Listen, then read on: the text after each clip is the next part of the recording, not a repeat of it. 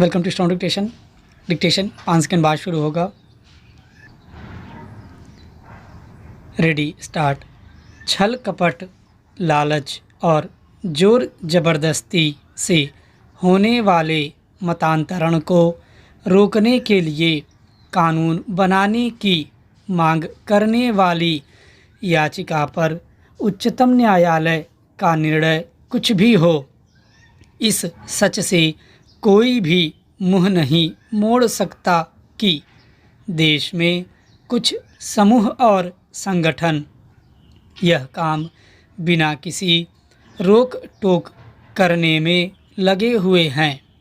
इन संगठनों के निशाने पर आमतौर पर गरीब, अशिक्षित जनता और खासकर दलित आदिवासी है।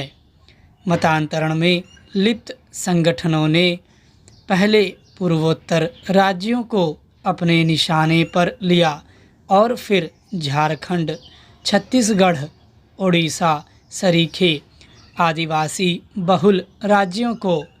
अब तो वे पंजाब और दक्षिण भारत के राज्यों में भी सक्रिय हो गए हैं। इनकी सक्रियता के नतीजे अच्छे नहीं होंगे। ऐसे संगठन केवल इस धार्मिक विश्वास से ही लैस नहीं हैं कि दुनिया का भला तभी हो सकता है जब वह उपासना पद्धति विशेष की शरण में आएगी, बल्कि इस मानसिकता से भी ग्रस्त हैं कि अन्य मत पंथ वालों को तथाकथित सही राह पर लाना उनकी जिम्मेदारी है।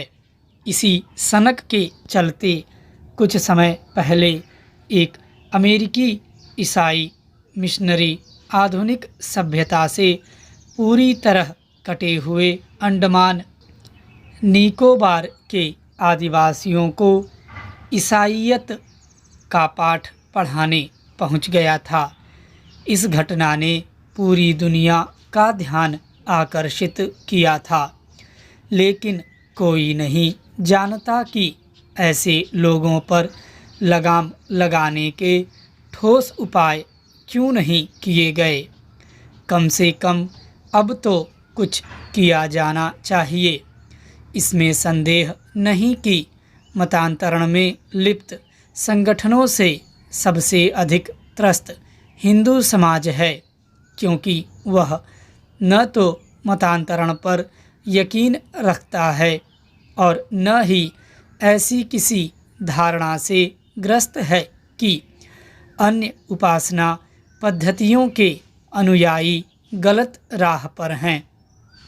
लोगों की गरीबी अथवा अन्य किसी मजबूरी का लाभ उठाकर या फिर प्रलोभन का सहारा लेकर उन्हें मतांतरित करने वालों ने देश के कई हिस्सों में आबादी के संतुलन को गड़बड़ा दिया है।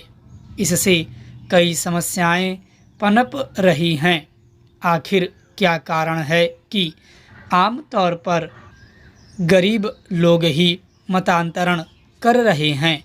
चूँकि मतांतरण कराने वाले इस कोशिश में भी रहते हैं कि मतांतरित लोग अपनी उपासना पद्धति का परित्याग करने के साथ ही अपनी संस्कृति से भी दूर हो जाएं।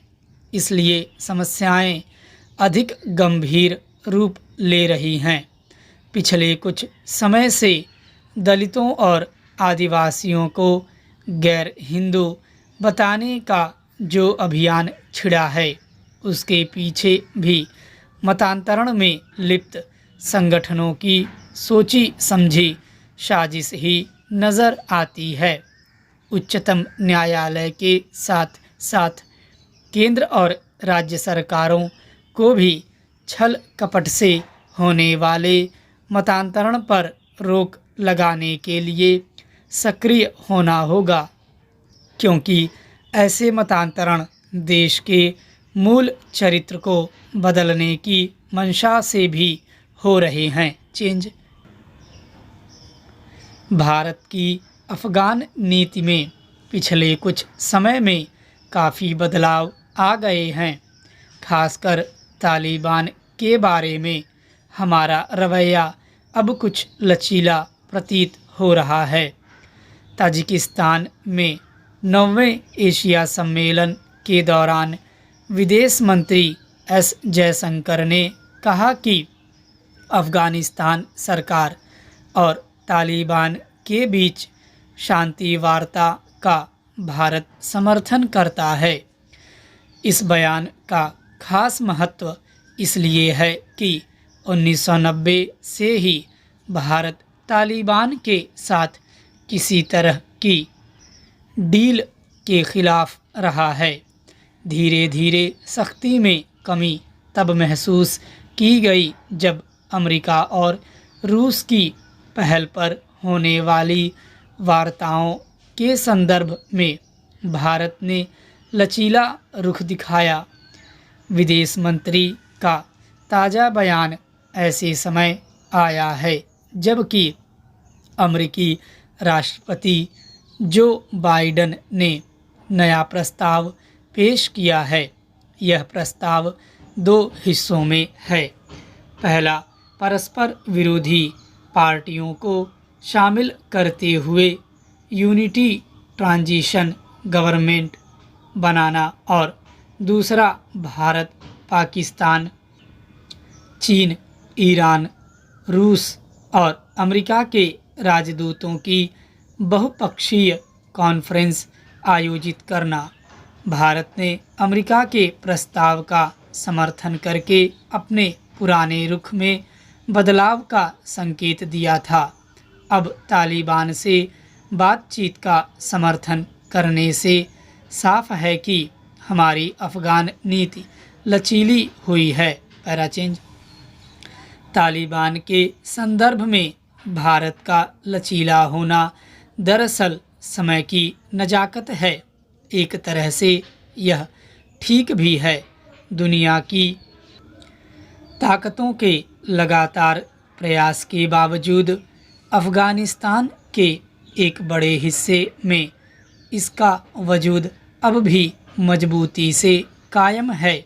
अफ़गानिस्तान और अन्य देशों के लिए भी यह अब पहले जैसा अवांछित नहीं रह गया है। अमेरिका ने तो उसके साथ संधि भी की है। रूस शांति वार्ताओं का आयोजन करता रहा है। चीन ने भी तालिबान से संपर्क बनाया है। यूरोपीय देश बातचीत में रुचि लेते रहे हैं। इस ज़मीनी हकीकत को समझते हुए यदि भारत सरकार का रुख भी लचीला हुआ है तो इसमें दोनों देशों का फ़ायदा नज़र आता है। अफ़गान सरकार के साथ हमारे रिश्ते हमेशा से अच्छे रहे हैं। भारत ने वहाँ काफ़ी निवेश भी किया है। ऐसे में यदि सरकार पर पूरी तरह तालिबान का नियंत्रण हो जाता है तो इसमें हमें नुकसान ही होगा। इसलिए हमें शांति वार्ताओं में शामिल होकर यह सुनिश्चित करने का प्रयास करना चाहिए कि किसी समझौते से वहाँ तालिबान का वर्चस्व स्थापित न होने पाए। शांति वार्ताओं से एकदम अलग थलग होकर ऐसा संभव नहीं है। हालांकि तालिबान को सत्ता में भागीदारी मिलने के बाद वहाँ क्या हालात बनेंगे यह पक्के तौर पर कहना मुश्किल है। फिर भी आगे बढ़ती गतिविधियों पर नज़दीक से नज़र रखना ही समझदारी कही जाएगी। भारत की अफ़गान नीति में पिछले कुछ समय में काफ़ी बदलाव आए हैं।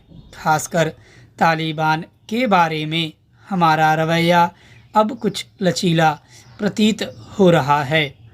तजाकिस्तान में 9वें एशिया सम्मेलन के दौरान विदेश मंत्री एस जयशंकर ने कहा कि अफ़गानिस्तान सरकार और तालिबान के बीच शांति वार्ता का भारत समर्थन करता है। स्टॉप।